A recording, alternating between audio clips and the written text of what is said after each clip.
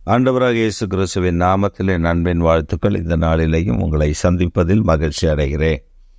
இன்றைக்கு நம்முடைய தியானத்திற்காக நாம் தெரிந்து கொள்கிற வேத வசனம் மத்தேயு எழுதின சுவிசேஷம் 7ஆம் அதிகாரம் 7ஆம் வசனம். கேளுங்கள், அப்பொழுது உங்களுக்கு கொடுக்கப்படும். தேடுங்கள், அப்பொழுது கண்டடைவீர்கள். தட்டுங்கள், அப்பொழுது உங்களுக்கு திறக்கப்படும். கேளுங்கள், அப்பொழுது உங்களுக்கு கொடுக்கப்படும். தட்டுங்கள், அப்பொழுது உங்களுக்கு திறக்கப்படும்.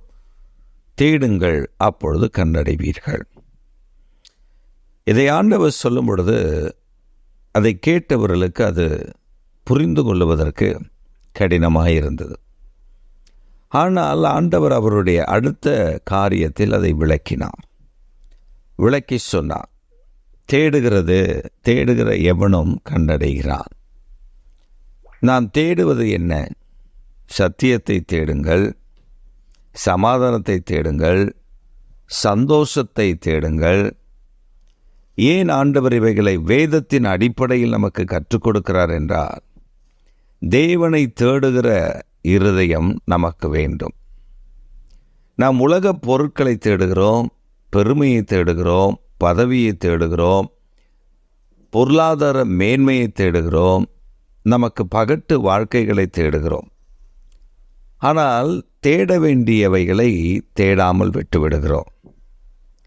சமாதானத்தை குலைக்கிற காரியத்தை தேடுகிறோம், பாவத்தை தேடுகிறோம். ஆனால் ஆண்டவர் நம்மிடத்தில் எதிர்பார்க்கிற ஒன்று பரிசுத்தத்தை தேடுங்கள், அதை நாடுங்கள். நாம் தேடுவது கர்த்தரை தேட வேண்டும். தேவாதி தேவனுடைய அனுக்கிரகத்தை தேட வேண்டும். அவர் நம்மோடு கூட இருக்கிற, அவர் நமக்கு தந்திருக்கிற நன்மைகளை தேட வேண்டும். இது எப்பொழுது நமக்கு கிடைக்கும்? தேடும்போது தான் கிடைக்கும். ஒரு வசனத்தை நாம் வாசிக்கிறோம், அந்த வசனத்தினுடைய அர்த்தம் புரியவில்லை என்றால், வேதத்தில் அந்த வசனத்துக்கு ஒத்த வசனங்களை வாசிக்க, அதை தேடி கண்டுபிடித்து வாசிக்க ஆரம்பித்தால் இந்த வசனத்துக்கான அர்த்தத்தை நமக்கு கற்றுக் கொடுத்து விடுவார். தியானிக்கிறோம், தியானம் என்ற பெயரில் ஒரு வசனத்தை எடுத்துக்கொள்கிறோம். ஆனால் அந்த வசனத்தை என்ன நிலையில் ஆண்டவர் எனக்கு தந்திருக்கிறார், அதை நான் நிதானமாய் திரும்ப திரும்ப, புரியுதோ புரியலையோ, வாசிக்க வாசிக்க வாசிக்க வாசிக்க அந்த வசனத்தினுடைய அர்த்தத்தை நாம் அறிந்து கொள்ள முடியும். அதற்குத்தான் ஆவியானவர் நமக்கு கற்றுக் கொடுக்கிறார். அப்போ அதனால தான் சொல்கிறார், தேடுங்கள். நீங்கள் தேட வேண்டும். கர்த்தருடைய சமூகத்தை நாடி தேட வேண்டும். அவர் சத்தியத்தை நீங்கள் தேட வேண்டும். அவர் உங்களுக்கு தரக்கூடிய கிருபையை நீங்கள் நாடி தேட வேண்டும். அப்பொழுதுதான் நம்முடைய வாழ்க்கையில் ஒரு மேன்மையான காரியத்தை அனுபவிக்க முடியும். ஒரு சமயம் ஒரு மனிதன் தன்னுடைய வாழ்நாளில் ஒரு சாதனை புரிய வேண்டும் என்று சொல்லி அவன் நம்முடைய தமிழ்நாட்டில் இருக்கக்கூடிய தூத்துக்குடி பக்கத்தில் முத்து குளிப்பதற்காக முத்துப்பேட்டை என்ற ஒரு பகுதி, கடல் சார்ந்த பகுதி, அதில் முத்து குளிக்கிற அந்த காரியங்கள் நடப்பது வழக்கம். சில நேரங்களில் முத்து குளிக்கிறவர்கள் உயிரோடு திரும்புவது இல்லை. ஏனென்றால் முத்து ஆழத்தில் இருக்கும். நிறைய செயற்கை முத்துக்கள் இருக்கிறது. ஆனால் அந்த கடலிலேயே சிப்பிக்குள் முத்து உருவாகி அது மிக அழகாக இருக்கும். ஒரு சிப்பிக்குள் ஒரு முத்து தான் கிடைக்கும்.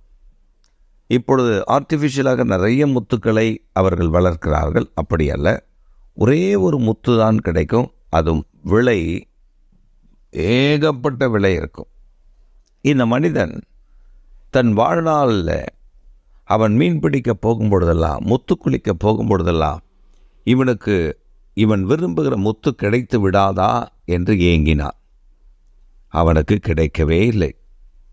ஆனால் அவன் வயது ஆக ஆக அவன் சோர்ந்து போயிருந்தான். ஒரு நாள் அவனுக்கு விரும்பினபடி அவன் எதிர்பார்த்த முத்து அவனுக்கு கிடைத்து விட்டது.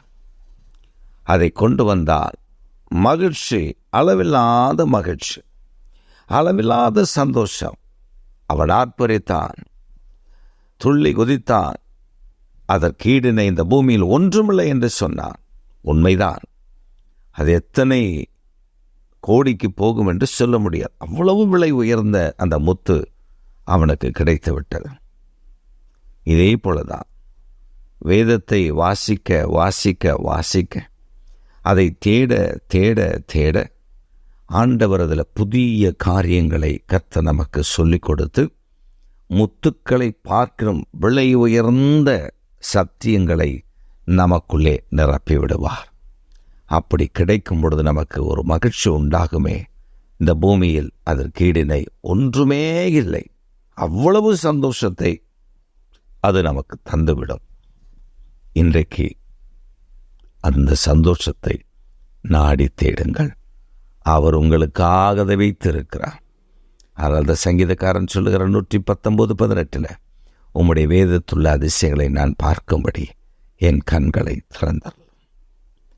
When we search the word of God, தேவனுடைய வார்த்தையை நாம் தேடும் பொழுதுதான் அதிசயத்தை பார்க்க முடியும். ஆச்சரியமான கிருபையை பார்க்க முடியும். இன்றைக்கு அந்த நன்மை உங்களுக்கு கட்டளையிடப் போகிறார். விரும்பி கேட்டு ஆண்டவரிடத்தில் பெற்றுக்கொள்ளுங்கள். கர்த்தர் உங்களை ஆசீர்வதிப்பார். ஆமென்.